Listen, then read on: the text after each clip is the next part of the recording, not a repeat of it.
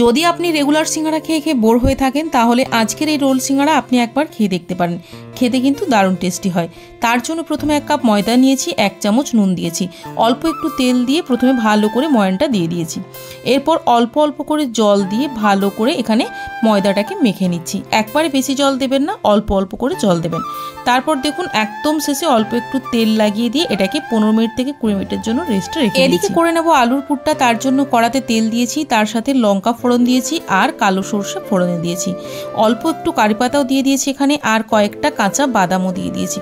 কাঁচা বাদামটা ভালো করে প্রথমে ভেজে নিতে হবে। ভাজা হয়ে গেলে ওর মধ্যে দিয়ে দিচ্ছি মশলা। এখানে দিচ্ছি আমি ধনে গুঁড়ো 1 চামচ, জিরে গুঁড়ো 1 চামচ আর তার সাথে আদা 1 চামচ। আদাটাকে এখানে আমি থেতো করে দিয়েছি, আপনারা চাইলে পেস্ট করে দিতে পারেন। আর এখানে দিচ্ছি লঙ্কা গুঁড়ো 1 চামচ, হলুদ গুঁড়ো 1/2 চামচ।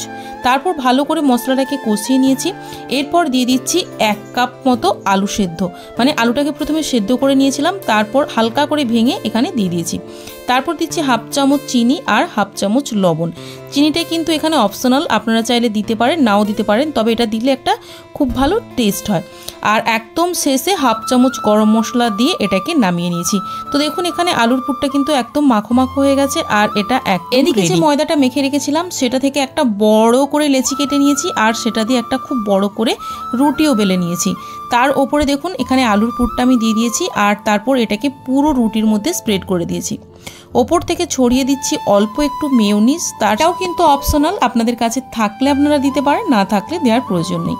তারপর ছুরি দিয়ে দেখুন ঠিক যেভাবে আমি কেটে নিচ্ছি ঠিক সেমভাবেই কিন্তু আপনাদেরকে কাটতে হবে।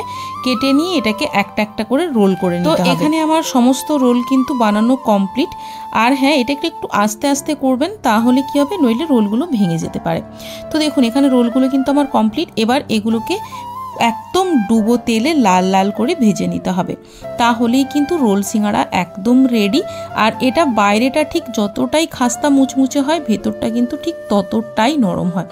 খেতে একদম দারুণ টেস্টি হয়। আপনারা অবশ্যই একবার বাড়িতে বানিয়ে দেখতে পারেন, ভীষণ ভালো হয় খেতে। বাচ্চা থেকে বড় প্রত্যেকেরই পছন্দ হবে। আর হ্যাঁ, ভিডিওটা ভালো লাগলে অবশ্যই কিন্তু like, comment, share and subscribe করতে একদম ভুলবেন না। বাই।